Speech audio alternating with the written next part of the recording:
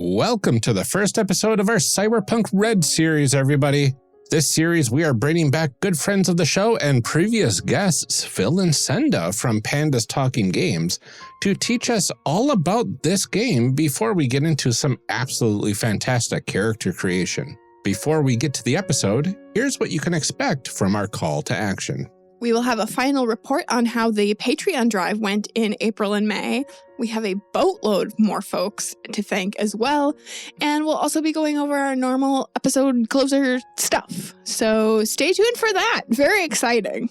Very exciting. Until then, enjoy this first episode of Cyberpunk Red, everybody.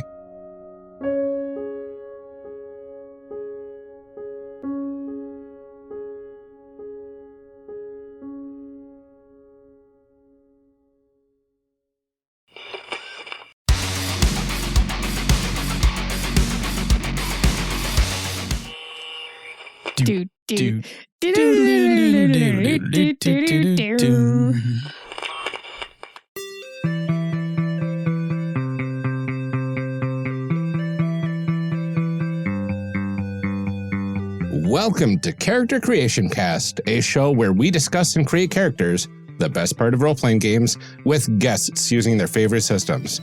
I'm one of your hosts, Ryan, and this episode, my co-host Amelia and I are excited to welcome back Phil and Senda from the Panda's Talking Games podcast to talk about Cyberpunk Red, an alternate universe cyberpunk RPG by Talsorian Games. Welcome back to Character Creation Cast, both of you. It has been a while since we've had you both on here together. Right? Is it series 6? Seven. 7? I do numbers. 7. It's right series in there. 7. Yeah, We don't somewhere in remember. there. I certainly don't. Can you remind our listeners who you are, what you have going, where they can find you, all of that kind of stuff? Yeah. We are both, I should say.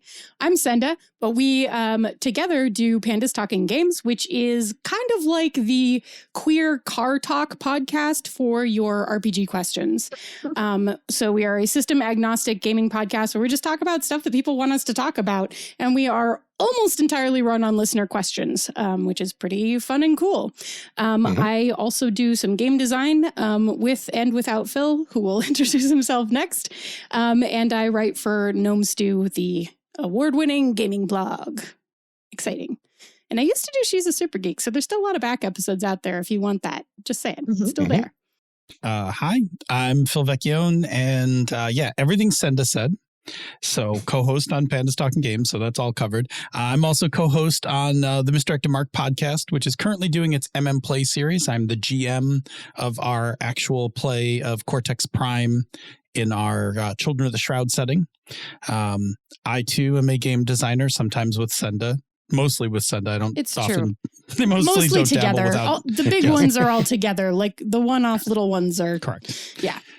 I own Engine Publishing, and which actually Engine Publishing produces, I think, probably some of the best GMing advice books out there. So those are all on Drive-Thru-RPG, and I am actually one of the founding gnomes of Gnome Stew, being one of the original 10 writers, and I just posted my 251st blog post for that. Wow. Yeah. which easily tips the scales based on my word count at over 250,000 words Holy of GMing cow. advice in the last 10 That is years. amazing. Wow. So It's so many words. it is a lot. It's a lot of words, but I love doing it. Some of them are good ones. No. yeah, there's like at least 10% of them are good. That's not, and that's not even all the spoken word parts. No, hundreds, literally hundreds of hours. hours of jamming advice. Oh, yeah, Wow. I do a lot of this. Yeah. Anyway, that's me. Can I mention something? Because you forgot a thing. Because Oh, you what said I forget? engine, but you didn't say encoded. Oh, I thought I said I owned encoded. You said you Did I owned say engine. Oh, well, I I do mean, own both engine. of them. And I own encoded publishing. But also encoded Encoded designs. designs. Yep. There They're you go. all one company now, so it's all just one there you go. thing. Put in a game All right. file. It's game stuff. Yeah, that Phil does. there's stuff with games. It's fine. Yeah, Phil does game stuff. If it's got GMing advice, like there's a good chance my hand is somewhere on it. So Right. Strong possibility. Yeah. All right. Well, let's go ahead and get into this, and we'll start by discussing what this game that we're covering is all about. Mm-hmm. What's in a game? So, what is the core concept of Cyberpunk Red? Oh, I got this. So in Cyberpunk Red, first of all, you're playing in the world of the Cyberpunk timeline. So this goes from all the way back into the 80s when the first game was released in Cyberpunk 2013, which is the year it started, through 2020. Ooh, in the far future of 2013. 2013, right? It seemed like it in 1985, right? Like it seemed really far away. And then Cyberpunk Red is the continuation. It's actually the waypoint between Cyberpunk 2020 and the Cyberpunk 2077 universe that's in the video games and the Edge Runner series on Netflix. Anyway, Cyberpunk Red takes place in the 2040s. And in this time, your characters play what are called Edge Runners. And they are kind of people that live on the fringe of society who do jobs, sometimes for money, sometimes to help people, those kinds of things. This is not a me game, so I'm going to let Phil do all the talking. You're here I will answer for all color questions. commentary. Yes, I'm here for color commentary. That's me. Yeah. Well, let's talk a little bit about the setting in particular, because when we moved on to talk about Headspace, we did kind of play a little bit in some of that cyberpunk setting, and we've covered Shadowrun, and I feel like there was another cyberpunk game or two somewhere in there. Probably. I don't know. We've been at this. We're going into our 6th year. We must have covered other cyberpunk games, right? Uh-huh. We know that feeling. Is that somewhere in there? I don't know. So can you talk a little bit about, first, what makes this different from just, any cyberpunk setting? And then a little bit about, what are those key themes that we have to have for it to be cyberpunk? Sure. So specifically for Cyberpunk Red, setting-wise, we are in the our Talsorian's cyberpunk universe.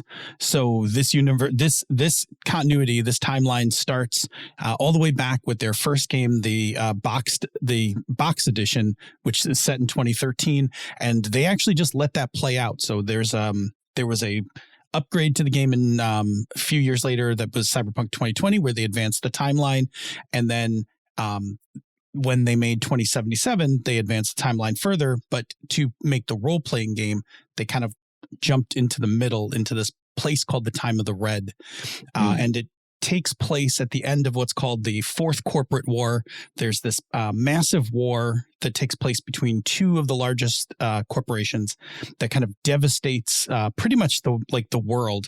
And then it all culminates with a nuclear bomb exploding in Night City, which Night City is the iconic city that has been in all of the cyberpunk setting. But a nuclear bomb explodes in the city center. Not a huge one, but enough that it decimates the entire city center. And it leads to what's called the Time of the Red, where the fallout from the bomb has kind of colored the sky red, and everything is kind of a mess. And by the time the game takes place, by the time Cyberpunk Red takes place in 2045, things are just starting to get better. So it's not the slick and glamorous neon lights and chrome of 2020 or 2077. It's this kind of half slick neon and chrome, but also the supply chain has been decimated, and basic services. There's no worldwide internet anymore. Internets exist within cities, and everything is kind of broken. The parts are all somewhere out in the world, but they're not moving around. So there are cargo containers adrift at sea full of brand new cell phones, but no one can actually right now manufacture cell phones. Oh, interesting. Those kinds of things. So you're in we this kind actually of saw in 2020. Yeah, I largely suspect that part of the setting of this was kind of inspired by the supply chain collapse during COVID. And so, yeah, you're in this place where the world is trying, Night City's trying to get back to being the kind of slick, cyberpunk setting that we're all kind of used to, but there's this big nuclear crater in the center of it. And like, it's really hard to get stuff. And it's really dangerous to go from city to city because there are no more communications in the outside world. There's no trucking companies or anything moving stuff. Only nomads, which is one of the playable classes in this game, only nomad families are moving items from city to city at this point. So there's like a little bit of apocalyptic wasteland outside the cities, but in the cities, we can still have that kind of cyberpunk feel. That's an interesting blend. I didn't think that a cyberpunk game would go that direction, but that's really cool. It's taken me a bunch to wrestle with this because when I got this, and I'm running this for my game group starting tonight, we're doing our session 0, and it took me a while to wrestle with this setting because I'm so used to the really classic, and you see this in a bunch of other games, right? It was started like in 2020, and you see it in Shadowrun where there's like, really slick.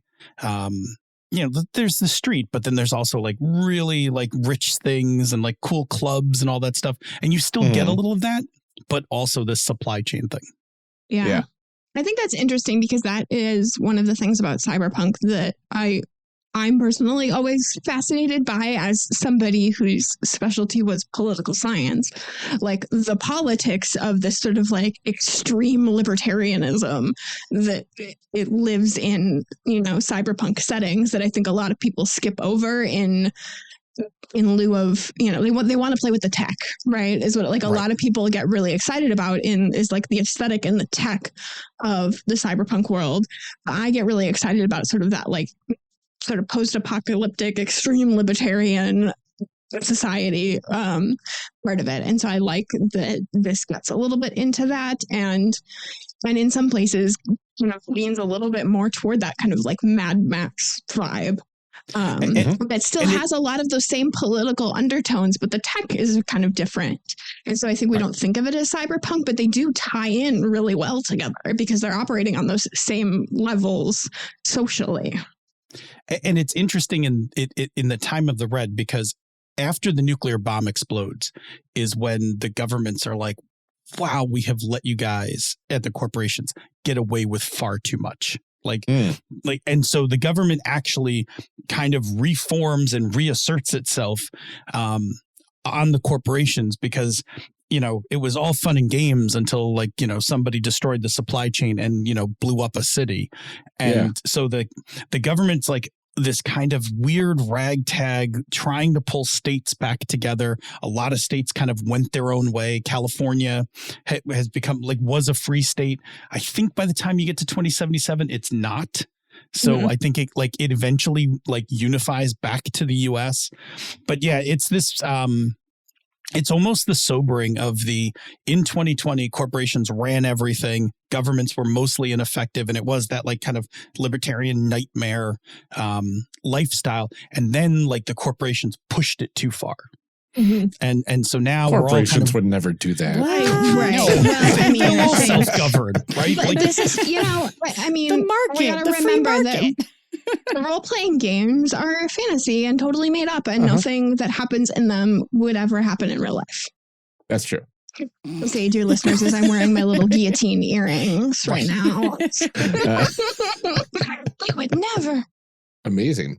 It sounds like a super fascinating take on the cyberpunk genre. So I'm really excited to see kind of how the character creation pans out. What sort of tools do we need to play this game and to create characters? Sure. Well, we're of course going to need the rule book, character sheets, and I think we will need some dice. Most of this is going to be point driven, but when we get into the Lifepath, which I think is one of the coolest features of, it's been in the Cyberpunk game since the original box set. The Lifepath has a bunch of tables for us to roll on to kind of learn things about our characters. We haven't done Lifepath in a while. Yeah. No, I'm very excited for that. Okay. We touched on this a little bit, but let's dive deeper. What kind of stories and themes is this game meant to explore? So I think one of the things that's important to note about this game is it doesn't have, it's not narrow in its design, right? It's really broad in that you could come up with a large number of ways to run the game. And in fact, there's actually a section, I'm going to look for it really quick in the notes, in the game, where they give you some ideas of what to do with the characters, because they, it's so broad, you could do anything. So they give you I think it's 10 templates where you could be you could be a band, and we could have some rockers and a fixer who's an agent and solos for security, or you guys could all work for one of the new corporations and somebody could be a corporate and, the rest be his team. And you could be freelance mercenaries. You could be a nomad clan. So they give you 10 templates because it is so broad. Mm-hmm. And that's, I think, one of the challenges is saying we're going to play Cyberpunk Red is like saying, we're going to play D&D. Right. You have to now ask the next questions, what what sliver of D&D are we playing? What is our group going to be in Cyberpunk Red? Mm-hmm. Yeah. I actually had to go through this. It seems like it's a game that really is about embodying the genre as a whole and then letting you move around within that in whatever way you want to interact with Cyberpunk. Whereas, like you said, I mean, with D&D, it's it's a fantasy world. Okay. Right. But I'm going to need a little more from you. Exactly. What kind of fantasy? What do you actually want to do, players? Right, what is you interested in? Yeah, in order to kick off my session 0 with my players tonight, we were for the last couple of weeks talking about it online about what exactly do you want this group to be? And we kind of went this big circle, and we finally came up with they're all going to be part of a nomad tribe that travels around California. Even though their characters aren't going to be nomads, they're going to be part of the nomad family. They're going to be going from town to town, helping people, transporting goods, picking up goods, and then doing jobs for whomever around the area. So it gives me a lot of of range to do a little bit of a flavor of the week kind of thing, and then an overarching campaign too. That's a lot of freedom. That's nice. Yeah, I like it. I can take them. I can take them to Night City, and we can do some really traditional cyberpunk stuff. I can ambush them on the road. We can do some Mad Max kind of stuff. I wind up with a lot of. It will wind up getting a lot of range out of what I can do with that campaign. That's pretty cool.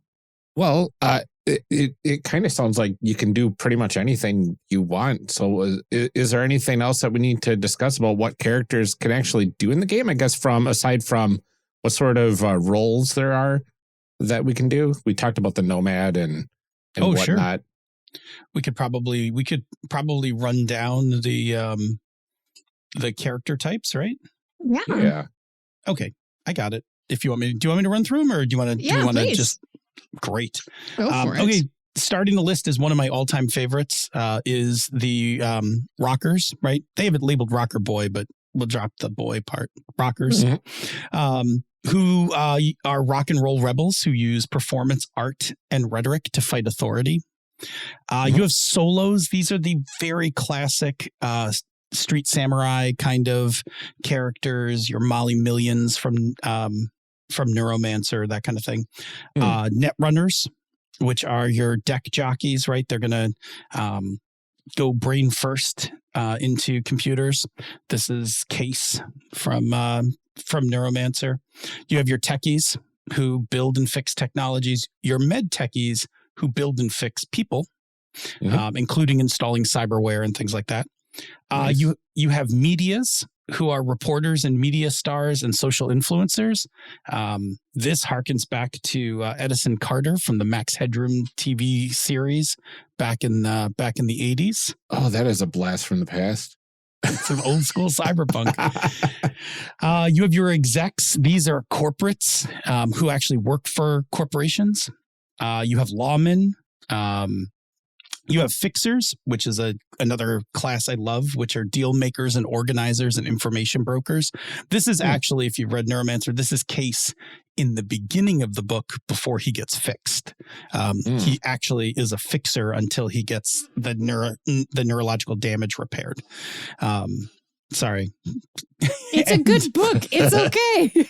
Yeah, it's a classic. But I'm pretty old, so I started reading it, and then I don't know where I put it. Oh, it's okay. It took me 3 attempts when I was a teenager to actually crack that past the third chapter, and then it was a dead run to the end of the book. Anyway, Right. And then the last class are the nomads. These are the transport experts, the ultimate road warriors, pirates and smugglers and things like that. So if you want to smuggle stuff or transport stuff, if you want cool cars and other vehicles, that's the nomad. Very cool.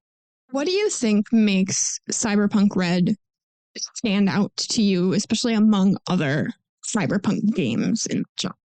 So I think for one thing, it has a lineage, right? It's a game that started back in the 80s. It is the probably most popular Cyberpunk game that does not include magic in it. Right? Shadowrun and Cyberpunk, the original Cyberpunk games came out roughly like within a few years of each other.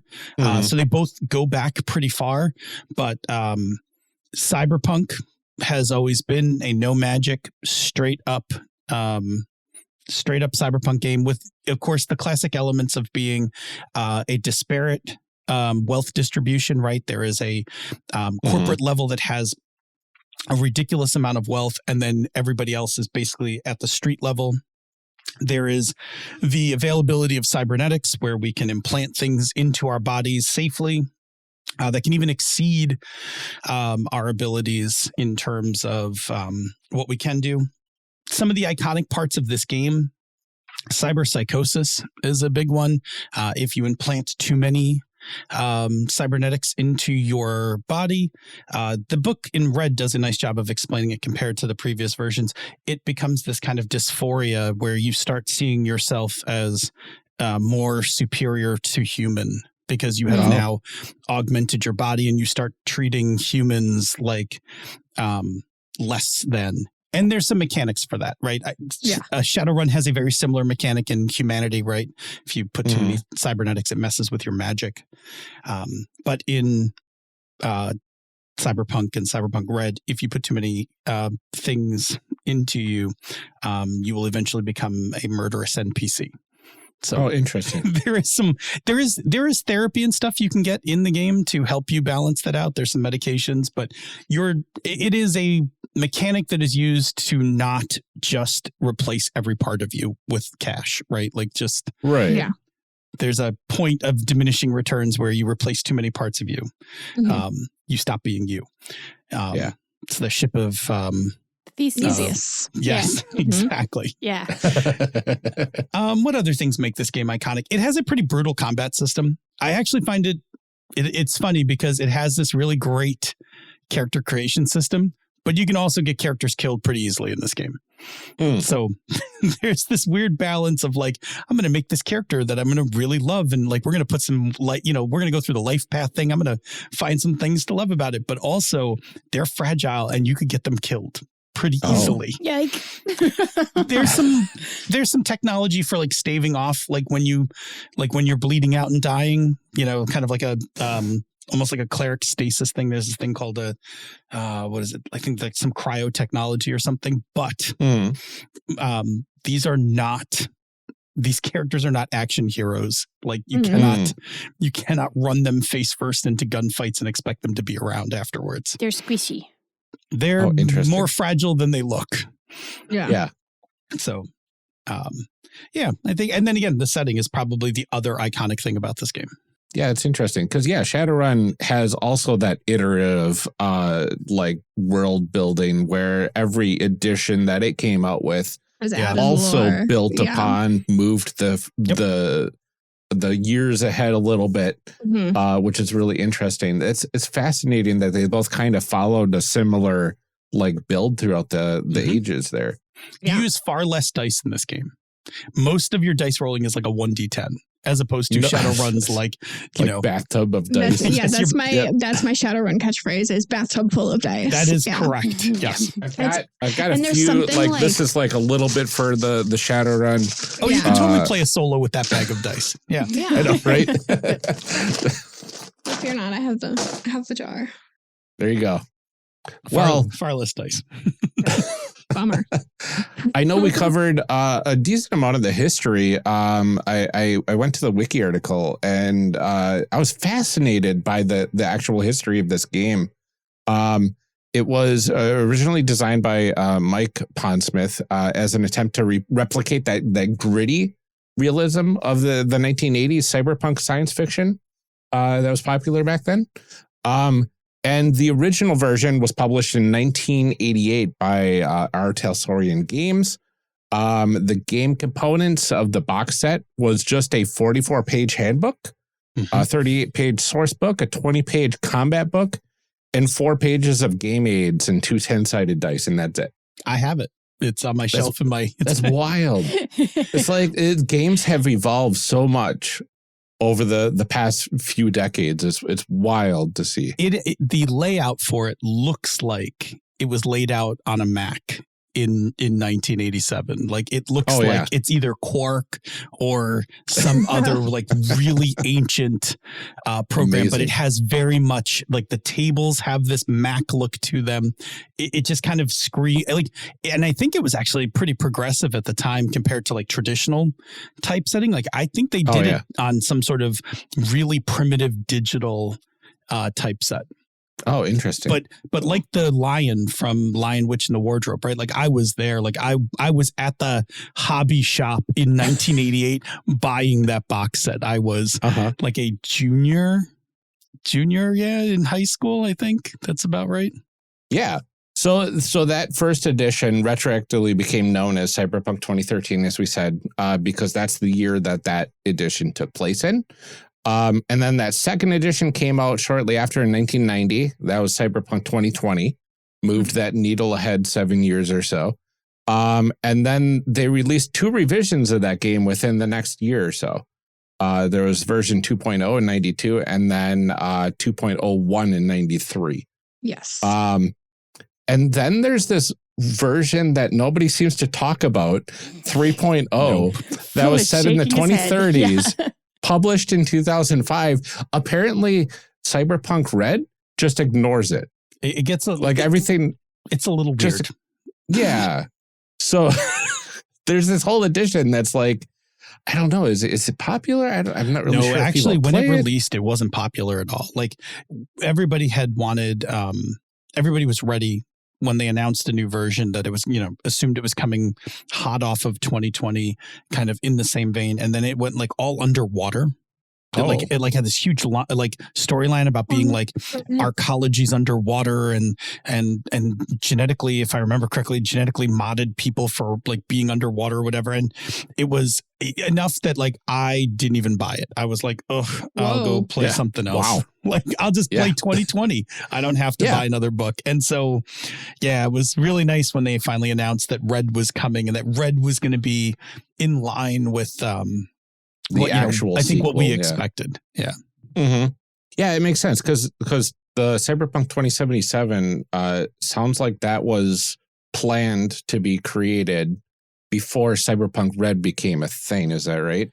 Yeah, I don't remember how it exactly works. There's going to be a 2077 rulebook for this edition, but I think they stayed away from it while the developers were developing the game so that it didn't run into the video game developers clashing with the role-playing developers trying to continuity issues and everything. Exactly. Yeah. So that's why like they jumped the timeline ahead and set the video game developers off, and then they jumped back into the middle and were like, let's just put a slice here and like kind of wait for the video game to do its thing. And now it's going to it not only did the video game do its thing, but the Netflix series Edge Runners, which is a fun anime set in the 2077 universe, has also kind of helped cement that part. And again, we'll get that at some point. We'll get there. That's very cool. It's really interesting. Like it's got such an interesting history of a RPG series. And especially now you can see why it's kept kind of the storyline going between all of them, which is really interesting. Well, and also it has to because it's not like super far future at this point. Like, Well, Yeah. like right. 2013. I was going to Yeah. say, I don't feel like 2045 is like that far away these days for us to get Yeah. from here to there. No. Well, and Yeah. that I- was always the case. When in 1988, when we bought the game, it was 2013. It was always supposed to be this kind of near future Yeah. kind of thing. Now, the thing that they have done is they have stuck to their guns and kept their timeline of what the 80s and 90s are like, which Yeah. obviously differ from our 80s and 90s. Mhm. But they stayed with that, and that's their timeline. Yeah. Yeah, I think they said that like somewhere in the 80s and 90s is where like the real world and the cyberpunk timelines diverged. And like everything up to that point, that's normal history. But then something happened and boom, cyberpunk is taken off, and now you've got all this cool stuff in the 2000s. Right. Cool stuff and a lot of terrible stuff. Like there's a Right. lot of really Right. bad things Oh, that yeah. happen. Yeah. The U.S. And hence the punk collapses. portion. Like, yeah. Mhm. So Yes, that too. capitalism. Oh yeah. It's hyper capitalism, right? It's capitalism. It's capitalism that strangled government to death and then Right. ran amok until they overdid it. Yeah. Yep. So before we dive into making our characters, are there terms and concepts that you feel like we need to know going into this just to be able to keep up? I know some of them are better kind of explained as we go, but anything big that you feel like people need to know? Yeah, there's probably just a couple. Role is your class, right? Role is the class that you're going to pick for the game. Starting characters take one role, and you can later pick up like abilities from the other roles. But when you begin the game, you start as a single role. Each role has what's called a role ability. It is a specific skill or skills that are tied to your role. So they're different for each one.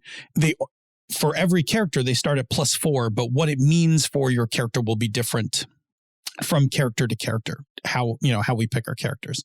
Humanity is the other thing that we need to keep track of. Humanity is a derived statistic that we'll get to as we go into the game, but that is the statistic that when we get cyber implants, we're going to have a cost, and we will deduct from our humanity. Okay. And then, of course, cyberware, because that's a thing. Yes. Everything else, I think, will be pretty straightforward. We got stats, we got skills, we got equipment. Cool. Very cool. All right. It feels like we've got enough to start making people. Are we all set to make some people? Woo! Let's make some people. Let's make some people. I think so. I think the only other thing we need to do besides we should probably decide which way we want to make our characters. Yes. Oh, yeah, that's true. So there are 3 methods. I can describe them for you guys if you'd like. Yeah. Yes. Okay, so the first method is called the street rats. These are templates, and the way the book describes them is if you've never role played before or just want to get going without a lot of fuss, templates are the fastest way to start creating a character, but don't underestimate templates, right? In the hands of an experienced role player. Okay, so they make playable characters. The next one is edge runners. It's fast and dirty. It's a little more customization than street rats and less than the next one, which is what's called the complete package, which is you do everything yourself. Like you're going to get a pool of points and you got to put them everywhere. You got to buy, you're going to be given a budget of money. You got to buy all your equipment. Oh, wow. The other ones, like the edge one, will have like most of your stuff picked, but give you some like discretionary points to go customize. And the street rat one is like, pick this, you're good to go. Cool. Okay. So I'll do a complete one. I haven't done a complete one yet. So I'll do that. It's not terribly complicated, but I'll go and be fiddly for everybody. All right. All right. I'm feeling edge runner. I think I don't need to me go too. all the way. Yeah. Yeah, that's kind of where I'm at. Mhm. I want to pick some If stuff. I had time to paw through everything, I'd go complete. But Edge Runner sounds good for today's recording. Yes. If I bog down, I'll switch to Edge Runner, but I think I can do this fast enough. That's fine. Yeah, well, you have been engaging this material pretty intensely for the last month. So I know, I've been prepping. Yeah. So it's not like you have to go through and be like, okay, now let me read the next 2 chapters to see how this works. You're just going to be like, okay, I know how it works. Let me make some decisions, right? Mm-hmm. There you go. So, all right. What roles do we want to pick? Oh, that's a good question. I've got my eye on 3 of them. I'm really interested in being a rocker person. All right. That was one of them. I had my eye on Fixer. Okay. Mm. Got 2 in mind between Netrunner and Media.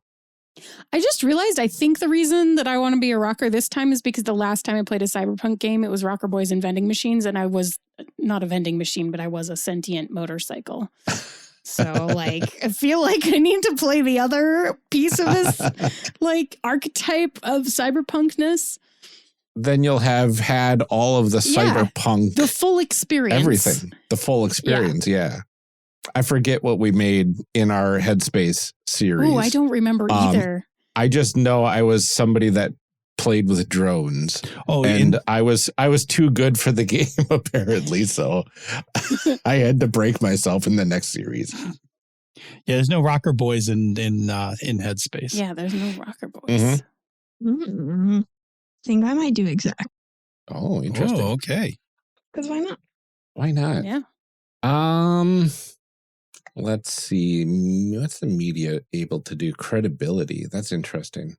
Yeah, I guess I'll go Netrunner because I just love the whole thought of cyberspace and jacking into that. And it's a dangerous place in 2045, but I can imagine. Yeah. That was my only hesitation. It's kind of weird in the current scenario, right? Yeah, it's not safe to leave the city. So you can traverse the city data net, but a lot of things aren't. So here's the thing from a game design point of view. The original Cyberpunk, much like the original Shadowrun, had a mini game for being a Netrunner. And over time, a lot of people got frustrated with it because it was the Netrunner goes off and plays their own game kind of while everybody else is kind of sitting around waiting to get to play. So what they've done with the Netrunner in the time of the Red is that they've kind of smashed the internet with a whole bunch of events that happen story-wise. And Netrunners now travel with their teams and use augmented reality to hack into things. So you're no longer sitting back in your apartment, oh, hey, I'm opening the doors for you guys. You're in the hallway under fire, using augmented reality to take over the elevators and stuff. Like the cover of Shadowrun 2nd edition. Yeah. Yeah. Yeah. So it's a lot less, it's less Neuromancer where, Case is just sleeping, while connected to the internet kind of thing. Well, that's interesting because I never thought of the possibility of just sitting at the safety of your home base or home even and just being all right, I'm with you guys. This is fine. just basically on comms. Yeah. Yeah. It's that good that used they to be changed that because that always sounded like it was a difficult piece to manage as a game master in terms of sharing the spotlight. Yeah. Oh, yeah. Well, I mean, especially if you have any narrative at all, I can see from a pure mechanical standpoint it working fine. But my goodness, yeah, how are you supposed to interact with your team aside from over comms? And that's not super excited always. Yeah. Cool. All right. So we've done the first part. We've all picked a role. Ooh. All right. I'm going to write it down now. Look at me. Yes, you should write it down. The next thing we're going to do is we're going to run our life path.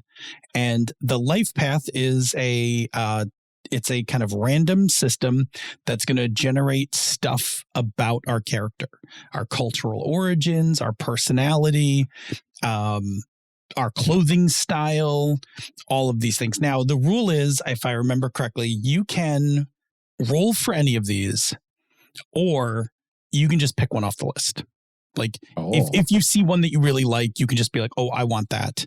Or if you're just I'm going to let fate, guide my character, pick up some dice and start rolling. So the first table that we all roll on together is cultural origins. Like, what culture did we come from? Okay. And this will Looks like influence it. what languages we know. And just Are these kind all of, D10s then? D10s and D6s depending on the table. Oh, cool. So I'm going to just Lifepath. Is there a place on the character sheet for this that I am missing? It will be on the second page. Ah, There's a Lifepath thing on the back. gotcha. All There right. it is. Cultural Mine. origins. I Gotcha. That's my rolled- character's handle. Gotcha. Nice. Yeah, I gotcha. I gotcha. Right. I got a 10. So that's Oceania Pacific Islander. I got a 2, so that is South/Central American. I am Southeast Asian. I am Middle Eastern and Northern African. All right. So it says, yeah, we languages you might know, pick one in your group. I mean, for simplicity, we could just go with English. Well, you're assumed the to group- you're assumed for to the- know street slang, which is kind of like Okay. the language that everybody uses. But you also, in addition, know one from your. You get 4 points in the language skill from your cultural origins. Oh, cool. Oh, yeah, I see that. Okay. I want to go with Hawaiian. It has been a while since I have had a character sheet of this level of boxes. I'm not going to lie. It is a lot There's of a boxes lot on of this character boxes. sheet. So is there a place that this language goes that I am not seeing? Education on says Oh, yeah. language. I found it. front. Yep. Yay. Under I'm gonna education go- skills. With Spanish. Ooh. Oh, And you said we get that at a 4? I went with Arabic for my cultural language. So Ooh. the points, is that the level that we're giving it in terms of how it's written on the character Yes. sheet? Cool. Yeah, because the stat will be tied The to. stats, what's tied to our stats. Like, Yep. Cool. Interesting. I'm going to take Vietnamese. So is street slang kind of like common in D&D? Yeah. Yeah. Basically, like everybody speaks it. You can get across any concept you want in there. It's not like the what's the rogue thing? Yeah, like thieves can't. Yeah. Thieves can't. Yeah. I Okay, have to say, that's I pretty play cool. a word game a lot because it keeps my fingers and my brain busy when there's other things going on. And I'm consistently annoyed that it doesn't think that can't, like these can't, is a word. I'm like, excuse me. This is absolutely a word. I have played so many rogues in my life. I promise Uh-huh. you that's a word, and I know I'm spelling it right. Anyway, unrelated. You just can't use it. Just can't use it in that word game. Like, Yeah, but Can't- isn't like can't use can't can't. like also like like dressage and stuff and then like can't. yeah, I mean, I think so because can't it Right. refers to more things than just that. I don't know. Yeah. So I'm consistently. okay. I don't know what dictionary. Scrabble it never uses. thinks quo is a word either, and I'm like status quo, like Oh, come on. quo, yeah, quid pro quo. Like it's a word. It's a word. Yeah. These are all fake words that people use all the time. Well, it's really finicky about whatchamacallem, proper nouns, but it'll accept Noel. And I'm like, Mm. what dictionary are we using again? Anyway, Yeah. do we get to our- roll for next is our personality? personality. Because I'm really excited to roll for Ooh. this personality. Oh boy. I love it when games have these little like, hey, here's a little bit of personality that your character gets. Sneaky and deceptive. Ooh. Ooh. I got rebellious, antisocial, and violent. Wow. Don't know how I'm supposed to be when my role ability is teamwork, but you know, that's fine. I have Amazing. friendly and outgoing. Yeah, I'm like, I Nice. got sneaky and deceptive, but I'm like rocker, so like, You can choose one. nah, I'm willing to. I want to make this work. I am shy and secretive, I which mean, that makes a lot of sense Mhm. for a that net makes runner. sense. Yeah. But now I'm forced to like be on the front lines with everybody. Yeah, I like that. Yes. Because that's That's nice. interesting. It's a difficult choice. It'll be interesting to Uh-huh. figure out what drove you into that. Uh-huh. It's going to be interesting to figure out how I merge my manipulativeness apparently with being like kind of a public rocker figure. That's You like those manipulate the Go public, Yeah. right? together. I very feel like well. it can- You know, like you have a very curated persona. there's a public persona and there's a private persona. right. Yeah, Right. that makes They a are lot not of the sense. same. Yeah. Yeah. No. Cool. Love That's it. wild. Cool. I'm ready to go to dress and personal style. Ooh, yeah, same. please. All right. Oh, we get to roll twice. One's for clothing style and one's for hairstyle. Should be fun. I'm just going to do 2d8. I don't see any cat Hairstyle. ears on here because I would just pick them. when do I get like the cat ears that are the like kind that they sell at anime conventions that are supposedly reacting to your emotions but like embedded in my body forever? That's okay. Anyway, so Yeah, there's a supplement in this game that you need that has the full cat body mod. yeah, would do it. They're called exotics. Sure. There you go. I've got generic chic for my clothing style. Interesting. I have nomad leathers. That would work for rocker. Yeah. Yeah. I have gang colors. Nice. Interesting. That could be dangerous, but I'm going to go with it. But you're the friendly one. Mm-hmm. Yeah, but I'm going to move through the streets kind of thing. So I'm dressed to move through the city streets. And I have long and ratty hair. Wait, where's the hair? Oh, the hair's the column next to the clothing style. Gotcha. Sorry. You can just roll again. I didn't go far enough. I rolled the same number again. And if we were playing Cortex right now, I'd be pleased as punch because I keep rolling 9s. Yeah, I switched out my die because it just was like 10. Short and I was like, that doesn't seem right. curly. All right. I'm getting a vision. Yeah. Okay. Affectation that I am never without. Yep. What do you value the most? Ooh, I like that. Ooh. A tongue nose ring. piercing.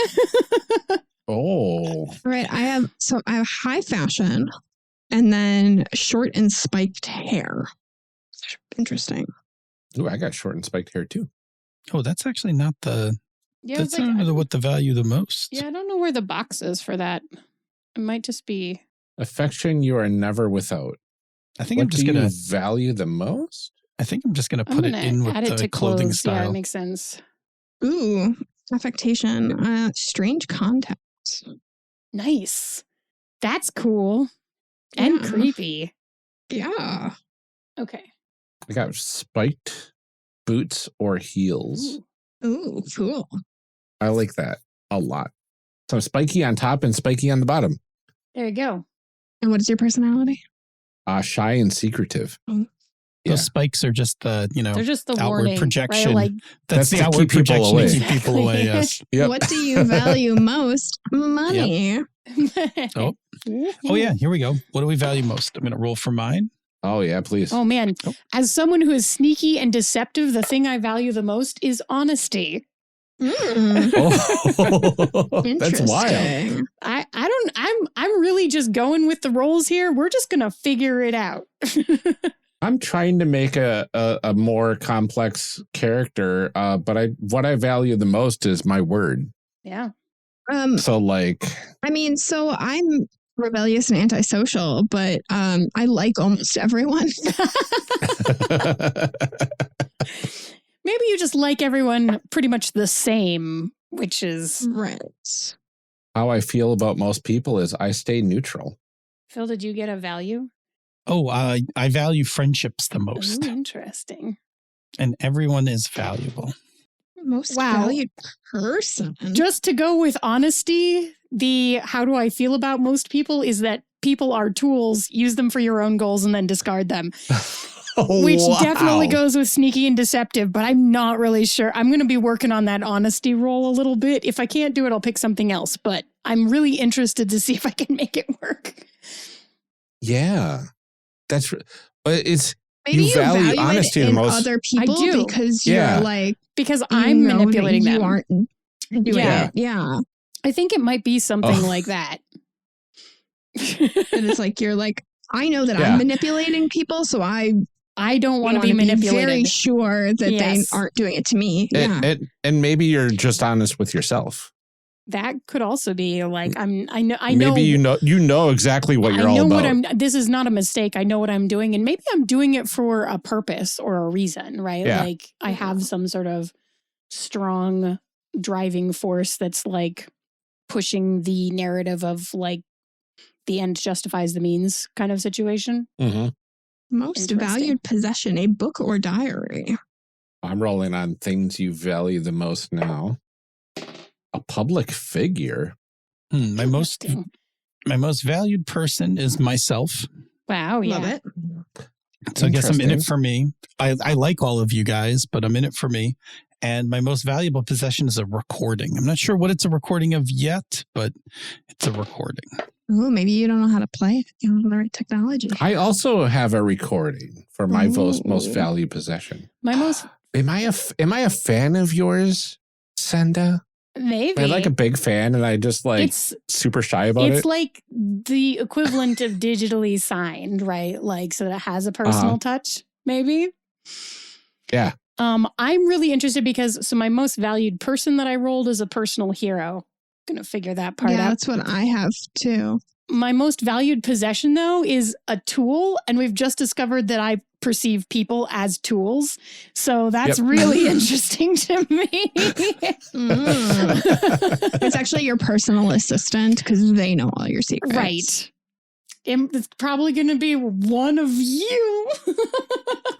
Love it. Love. We'll figure that out. Can I please just be your manager? You're the That's your exec, right? label. Yep. Yeah, I'm the exec. There you go. You could be the label. I could be the street manager. Like I I can like manage that. The concerts and things. Yeah. And Oh, Ryan man. could help get Ryan the, does like the lights oh, and man, sounds. heck and, yeah. We'll get Are we- Ryan can get our recordings onto the data pool. Okay. Mhm. Then my Oh, I most love it. valued possession is you three, my primary My team. tools. Yes. Yeah. My primary tools to make all of this work. And my personal hero is probably some sort of previous rocker that I like have been inspired by to have this horrible personality Yeah. split. Right. Ooh, family background. Yeah. See what this is about, huh? Family background. Like where you came from.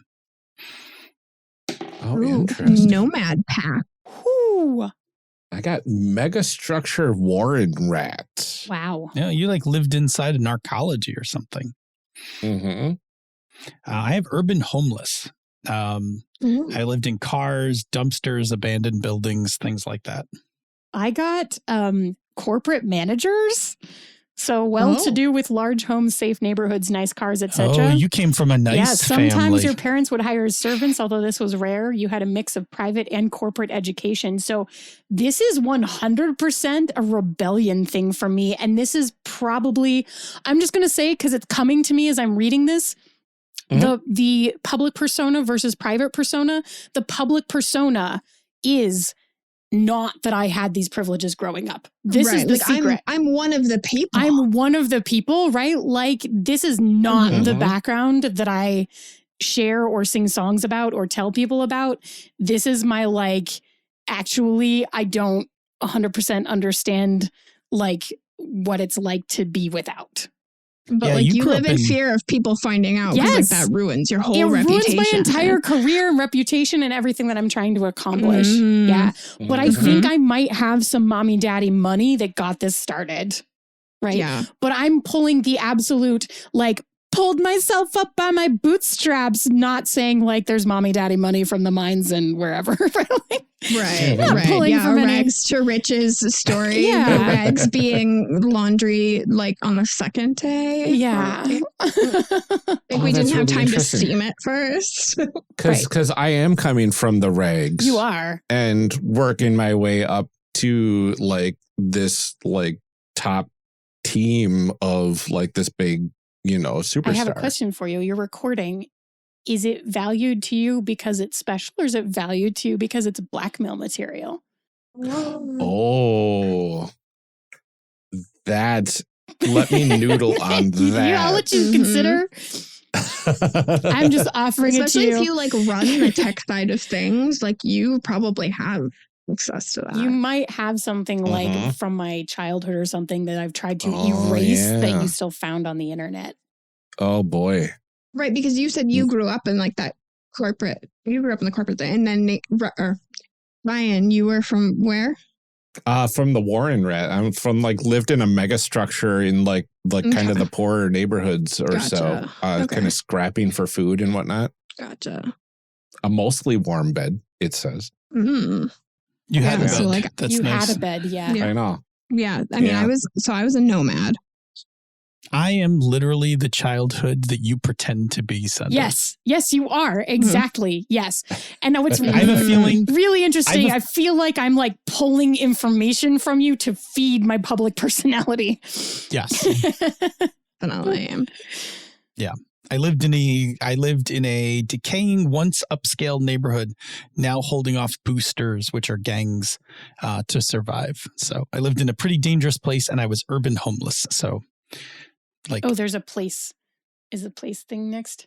Childhood environment. I didn't.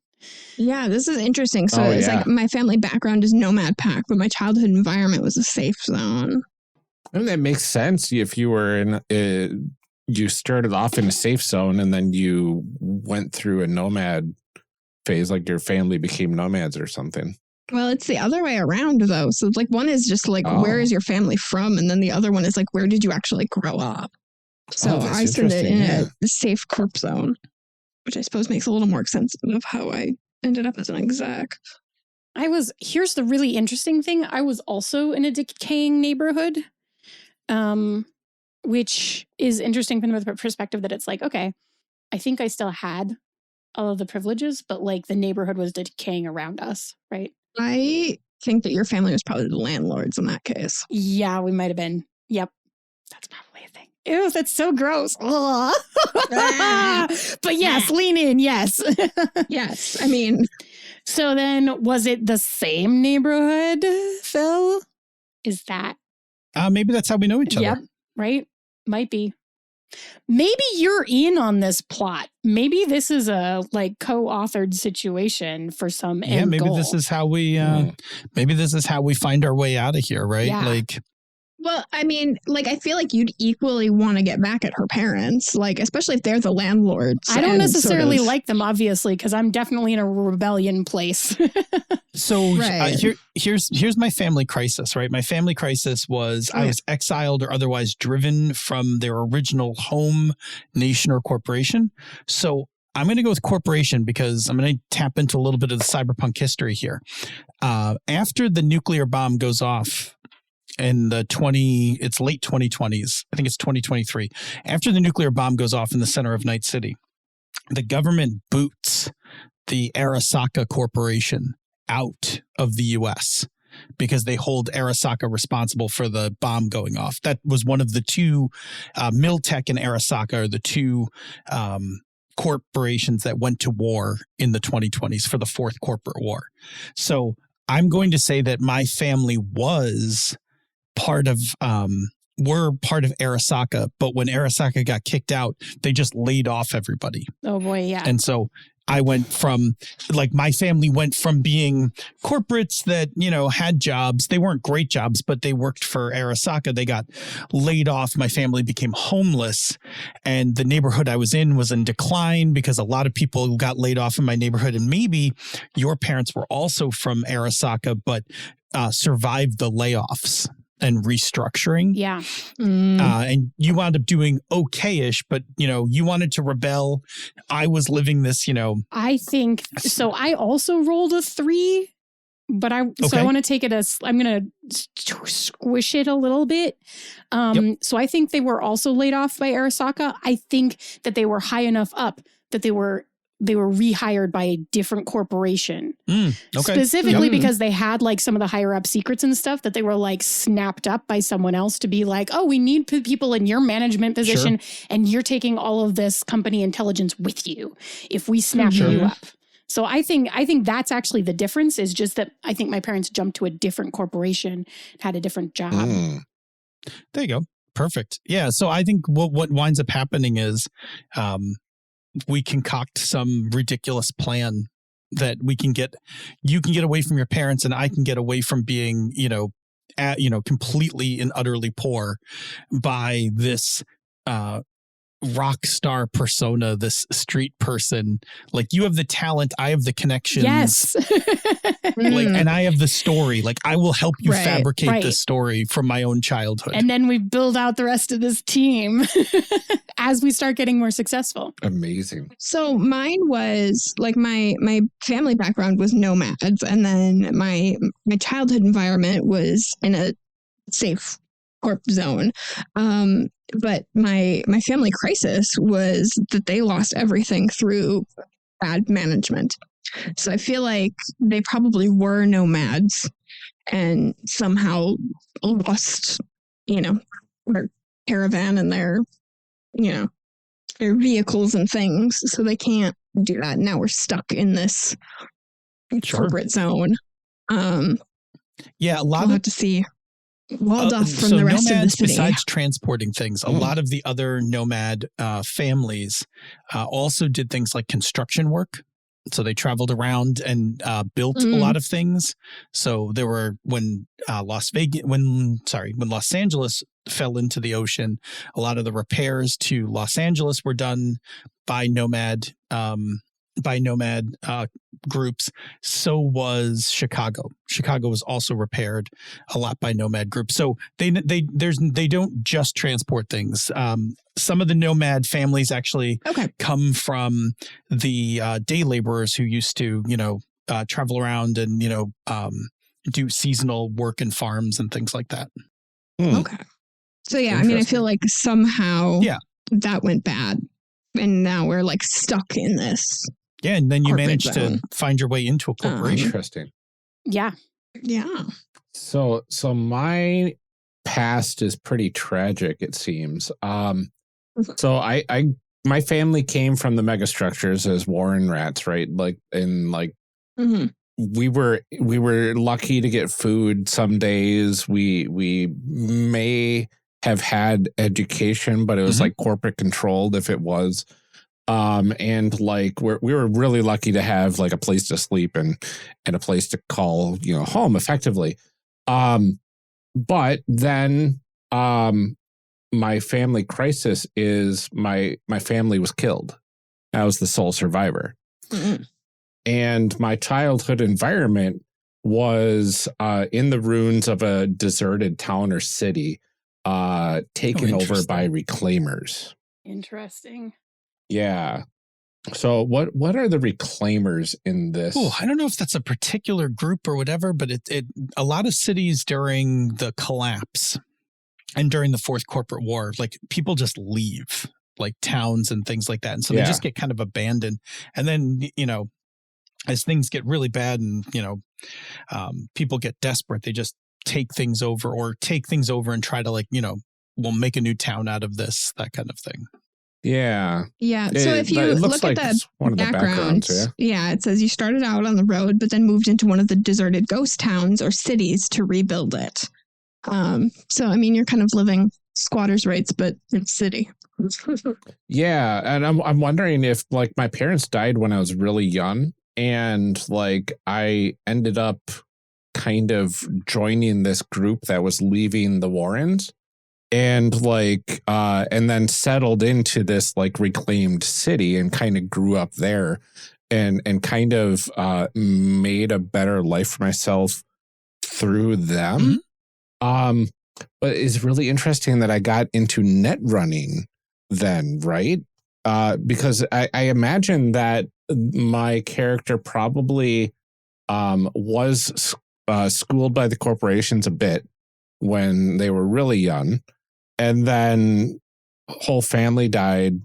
Not sure how or why that happened yet, but that prompted me to go to the city. And then they had homeschooling there and everything. But I think by then I probably had a fascination with the technology. Like, we're rebuilding the city, but like we're all old school tech. We're doing our own farming. We're doing all this stuff and we're not plugged into anything. But like there's this whole world that's not that we have no part of right now. Like, why can't we bring that in and too? also, there are things that are left behind that are still running. Like sometimes you need a net runner to go deactivate security to get into things that have been left behind, or to find old information in leftover like abandoned mainframes and things like that. So for sure, Reclaimers would have somebody who could do net running as part of that group, and that you probably, got trained or, through somebody in that group.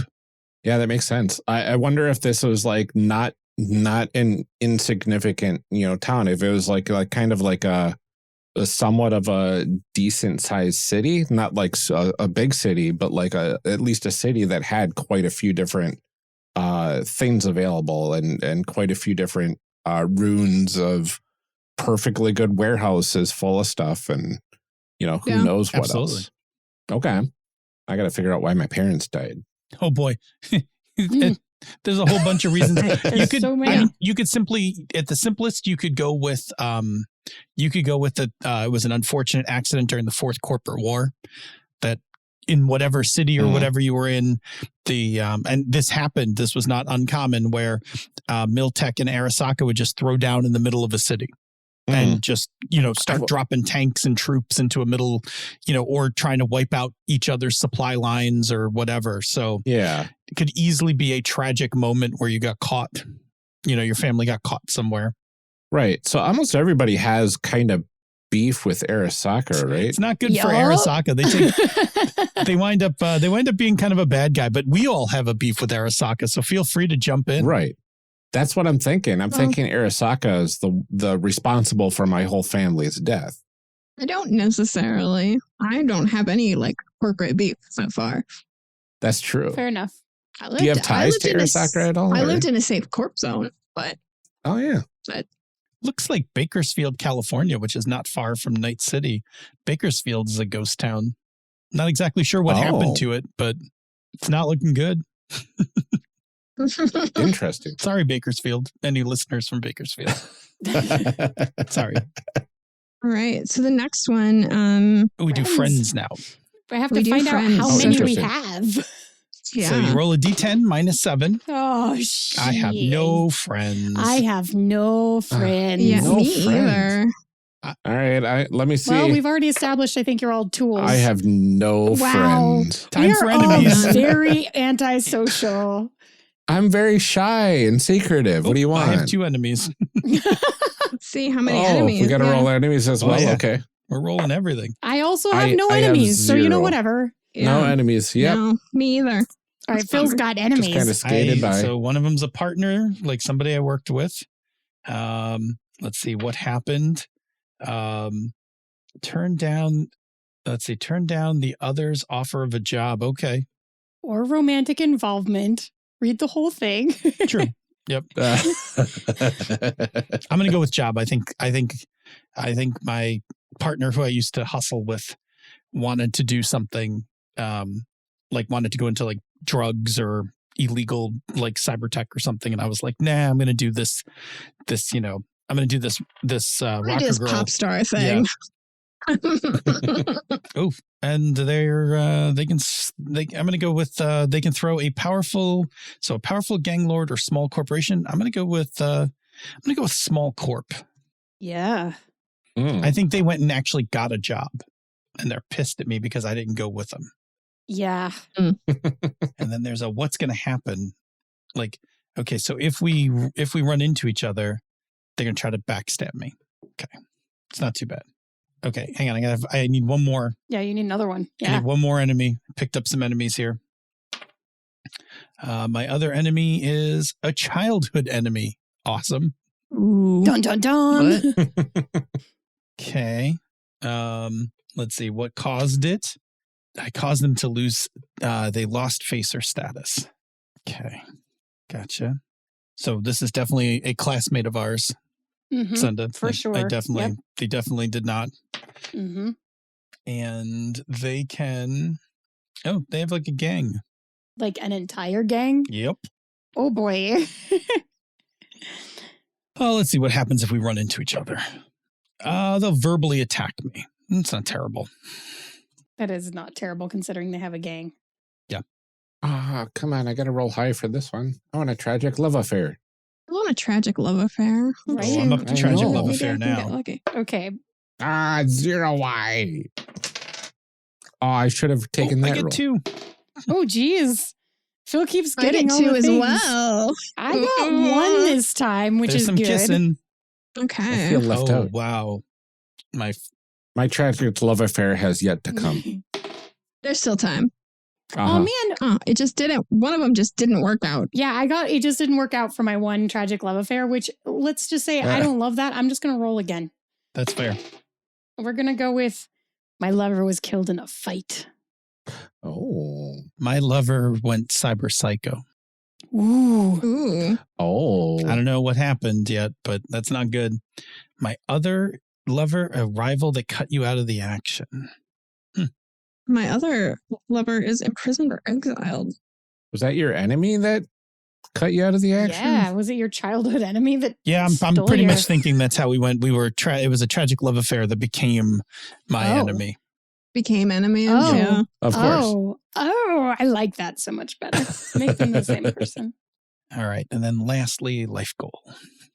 Oh, Yeah, life when you goals, guys are yes. all, when everybody, I think people are still rolling love affairs, but I'm debating re-rolling that. It just didn't work because I feel It's like such a that's so lame. it's the most boring reason to in a game like this where you're like, no, bring me the drama. Oh, yeah, but I rolled it twice, so it feels like Okay. it's faded at this point. Well, you got Yeah. 2, right? So one of them was interesting. Yeah, okay. The other one was imprisoned or exiled. all Let's see. right. Where's That is an the interesting life goal? It's right next to Box. Family Crisis. Oh, there my it is. life goal: save, if possible, anyone else involved in your background. Well, so now I have to save this imprisoned lover. Oh, there we go. Oh my God, I rolled this. No kidding. I rolled live down your past and try to forget it. Oh, I have gained power Nailing and control. it. I think that works I am living for this. perfectly.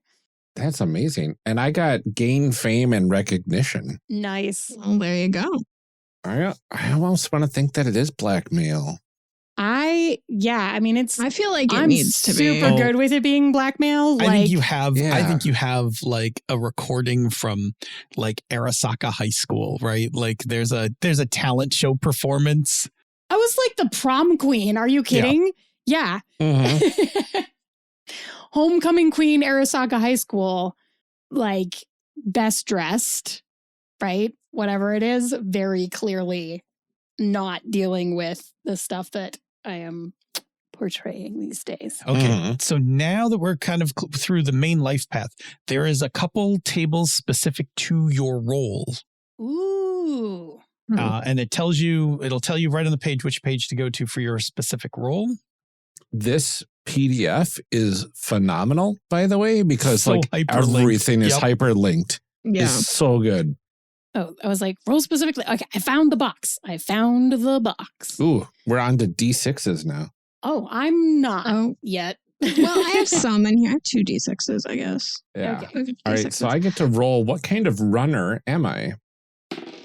I get to roll for what kind of rocker I am. I got a 7, which is Politico. That checks out. Yeah, it my does. corporate type came out as media and communications. Hey. Mhm. Why? Everything The just- type of fixer I am: procure rare or atypical resources for exclusive clients. Nice. What? And I got corporate clone runner who hacks for the man. Oh well, you work. Interesting. for That me. works. Makes Yeah. exactly. Okay. I think I am a solo act. And then I have to answer the question, were you once in a group or have I always been a solo act? I actually think based on the story we've been constructing, this must have always been a solo act. Sure. Yeah. I don't think we could afford to have. I don't think we could afford to have that kind of thing, which is interesting. There's cool stuff for the group stuff, but I think I'm just going to stick with solo. So instead, I'm going to roll for where do I perform? Is there a spot related? Oh, roll specifically. Okay. I may re-roll that because I don't love it. Private clubs? Or maybe it does make sense because that's where the money probably is. Hmm. Probably. I have to choose if I work alone or with a partner. I just did the same thing. Interesting. I rolled the D6 to see if I could decide which one it would be. Either I have screens everywhere if I work alone, which I'm kind of into, or family member was my partner, but all my family are dead. So like that doesn't make sense. I just realized I rolled a D10 for that, and that was a D6 table, so I re-rolled it and got nightclubs around the city, which I'm cool with that. My corporate division that I work in, y'all, public affairs, publicity. Oh my God. Advertising. Amazing. It's all coming together. Okay, I think my last one is who's gunning for me. So that'll be interesting. An older media star who feels threatened by my rising fame. Obviously, this person is my personal hero also. There you go. Yes. Let's see. I How work good alone. or bad is your corp? I work out of data pool messages and dead drops. I work for local politicos and execs in finding stuff for them. That's my side hustle, like finding items for politicos and execs. And I have an enemy. The person who's gunning for me is enemy of a former client trying to clean up loose ends. Interesting. So I had how good or bad is your corp? And so I got, will occasionally slip and do unethical things, but it's rare. Well, that's not bad. That's probably about as good as it gets. I mean, no, there's one that works for the good. Like I rolled in the middle. I got a 3, so... So some of my other clients are local gainers who also protect your work area while you sweep for net threats. Wow. It's interesting. I guess that would make sense, right? Because I came from kind of a more rough origin. It makes sense to me. Wouldn't see them as much of a threat to me personally. Oh, we have international offices in a few major cities. Wow. Oh, this makes perfect sense. Where do you get your programs? I dig around in old abandoned city zones. Nice. Yep. Like I'm used to. Because that's where you always found them as a kid growing up. Uh-huh. I know where to look. That's the thing. Who's gunning for my group? Let's see. Different divisions in your own company are feuding with each other. Oh, wild. Uh-oh. Who's gunning for me? I think it might be a rogue AI or a net ghost. Ooh, that's cool. Ooh. That's Either super way, cool. it's bad news. Yeah. Oh, what's my relationship with my boss? A micromanager tries to meddle in my work. Boo. I think that's everything for my life path there.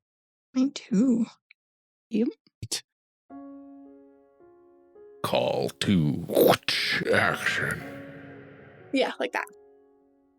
So first, before we talk about all the cool things that we did in this episode, I do want to say thank you to everybody for being really patient with us the last few weeks and our weird schedule and getting things out late and everything like that. I'm sure everybody knows because I talk about it all the time, that I am undergoing monthly electroconvulsive therapy at the end of every month.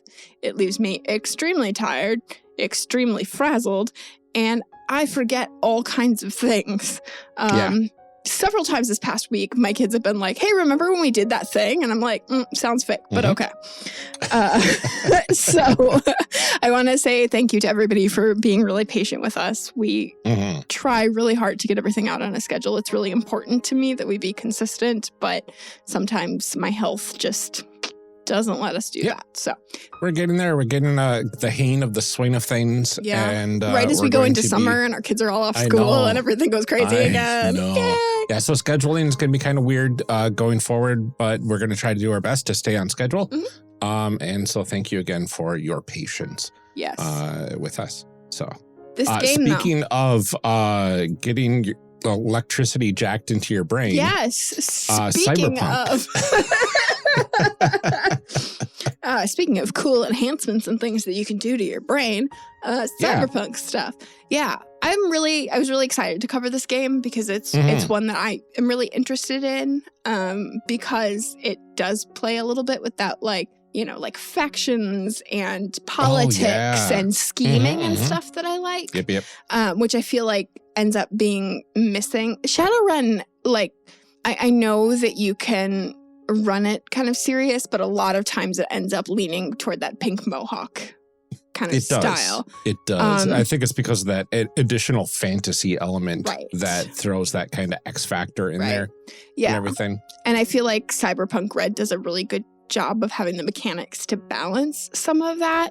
I'm really excited to see where our stories end up going in this one, because we do still have to do our discussion. Normally we've done everything by this point, but we still haven't done our fanfic and everything. So, I know. I'm excited, but I do really love playing with that sort of like post-scarcity kind of, you know, I don't want to say like post-apocalyptic, but, you know, I think I called it several times, that like extreme libertarian sort of political landscape. It was really interesting to learn about the different dichotomies of like the neon cities and then the like effective wasteland between them. Yeah. Right. So I was very intrigued by the setting of the Red version of the game. Yeah. It'd be interesting to see what the 2021's all about and 2013 prior to that. And it actually piqued my interest about the game for 2020 or 2077, the video game. Yeah. So now I'm like, well, I want to see what that one's all about. Yeah. My goodness, what happened? How did society rebuild from all this wild stuff that happened? And I really love cyberpunk as a genre generally, but again, I think partly because of that fantasy element in Shadowrun, and maybe this is something we'll get into the discussion as well, but partly because of that, I think a lot of the political and anti-capitalist themes get really glossed over, and I like to get into that because that's where I live. That's like, it's my favorite kind of game, and I love my politics degree, and you know, all that kind of stuff. It loses a lot of that Dash Punk feel. Like you're doing cyberpunky things, but like you're not, it's not all just cool fighting against the man. Like cool robotic enhancements and Right, exactly. Yeah, it's really interesting. So I'm really looking forward to the discussion. Next episode's fantastic, where we fully flesh out our characters. This one, I was very happy to see the Lifepath system coming back. Yes. Really loving Lifepath in a lot of games, and it's interesting to see the different ways they utilize that. Very different from the last one that we had covered. What was that called? Was that Traveler? Was that all the way back? Traveler, yeah. Way back in series 10. But yeah, this was super interesting. It was quick. It gave us a really good idea by the end of the Lifepath, like who these characters were and why they were a group. Yeah. Which was really cool to see. So I'm excited. Yeah. Yeah, but before we let you go for the day, we do have our traditional calls for action for this episode. This is the special Patreon Drive wrap-up edition. Going into the final week of the drive, we were sitting nicely at $108 per month. That amount will 100% pay for the base costs of the show, minus any books that we buy along the way. So that's covering, our subscriptions to Zoom and our website costs and like those kinds of things, which is really exciting. It's nice to not spend money to make the show, at least. We're excited about that. Having passed $100 a month, we have unlocked custom C3 branded D6 dice for all of our $5 and up patrons going forward. So that means everybody that has been a patron at $5 and up and anybody who signs up still now will get one of those dice. Or not one of those, one of the sets, 3 dice. We have lots of sets to go around. So any new patrons, like I said, we have them waiting for you. We can't wait. We just need your addresses when you sign up so we can send those out along with your handcrafted thank you card. I know there are a couple people that I owe them to. I ran out of the pre-made ones, so I got to sit down and make another set. There you go. And then any other physical rewards that you might be entitled to. You know, those $10 folks and their stickers. Absolutely. Yeah. And within the last couple of days of the end of the drive, we ended up getting a surge of folks signing up on our free trial for the $5 tier. This helped push us up near the $130 per month mark. if everybody stuck around with their initial payment.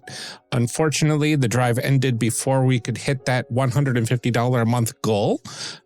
So if you missed out on those stickers, keep your eyes out for our $10 tier, because some of those designs will likely make their way to that tier at some point.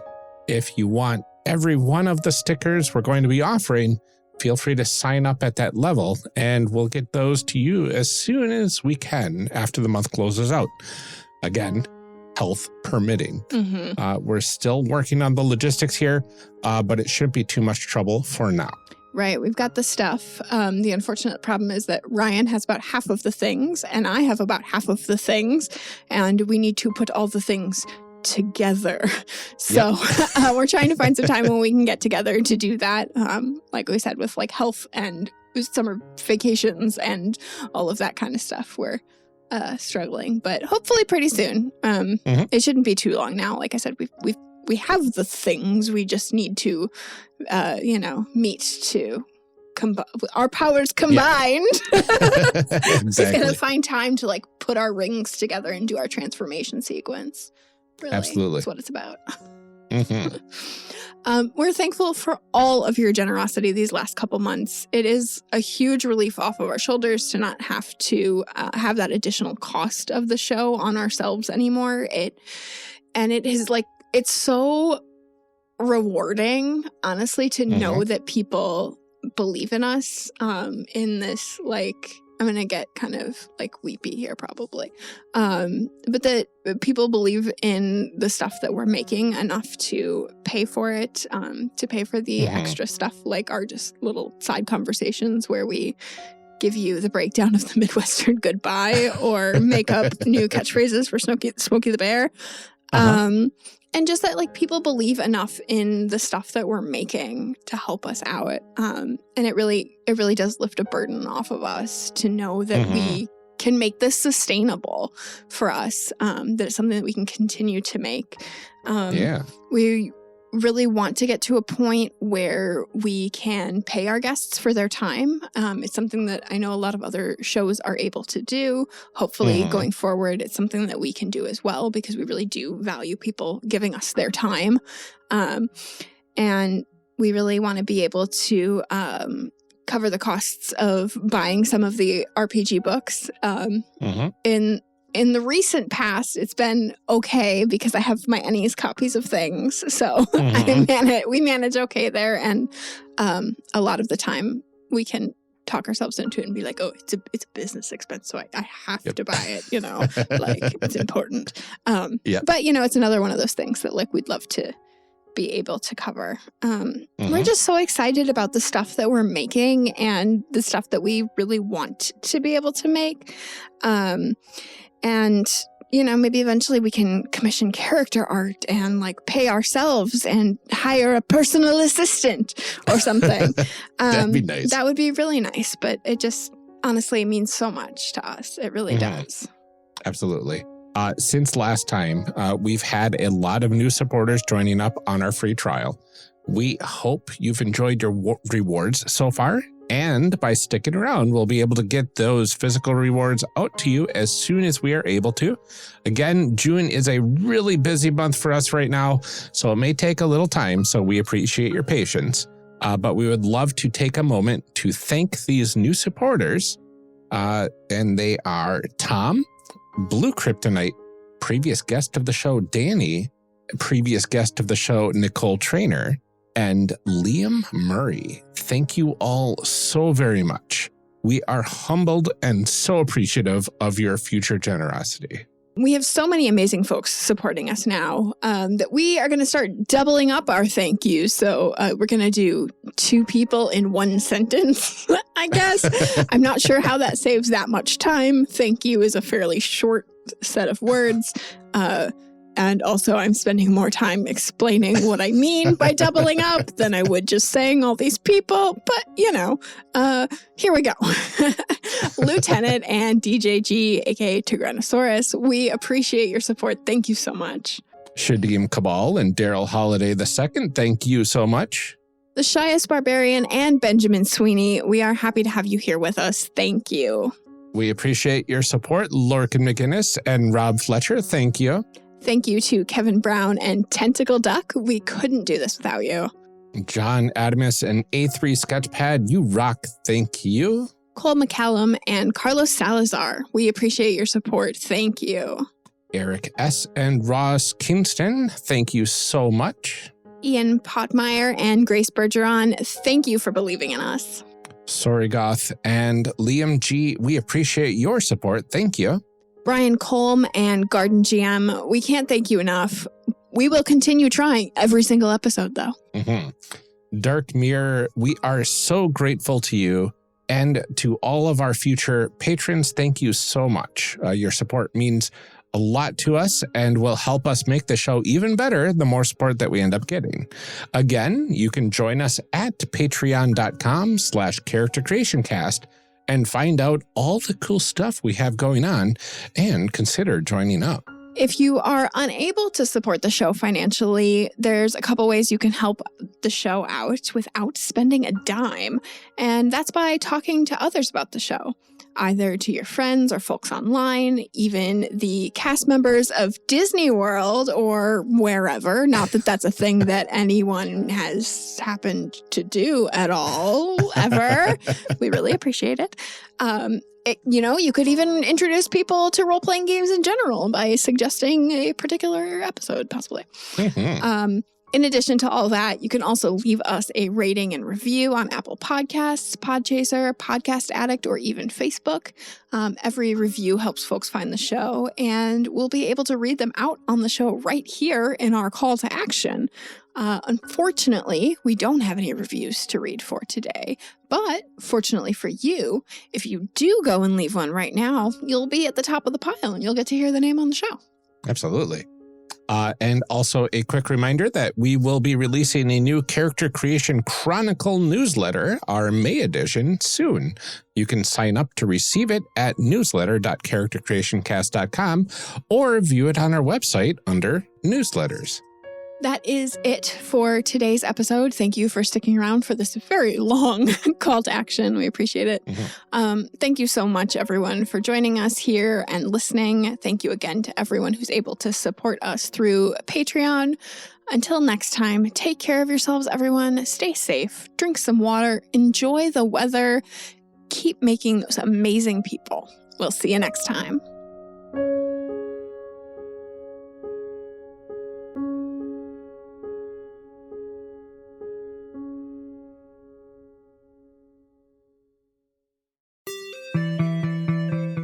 Thank you for joining us for part 1 of this character creation series.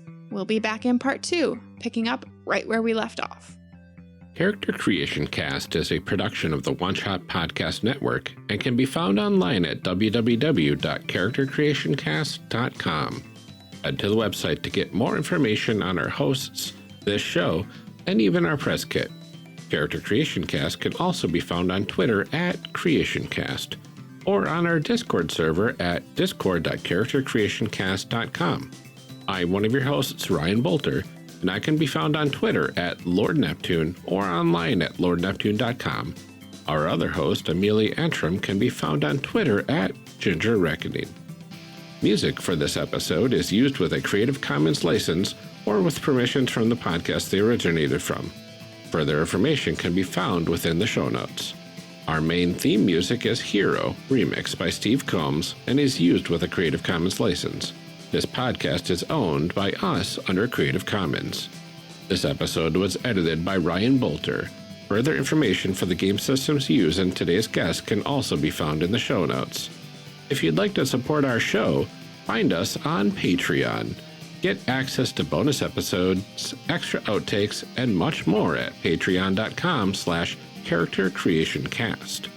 Thanks for joining us. And remember, we find the best part of any role-playing game is character creation. So go out there and create some amazing people. We'll see you next time.